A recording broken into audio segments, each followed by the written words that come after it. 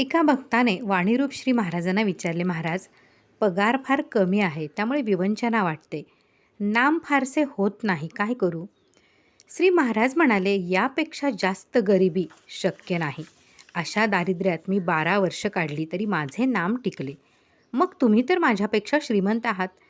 पैसा नसला तर अडते आणि असला तर नडते. म्हणून पैशाची विवंचना बाजूला ठेवून नाम घेतले पाहिजे.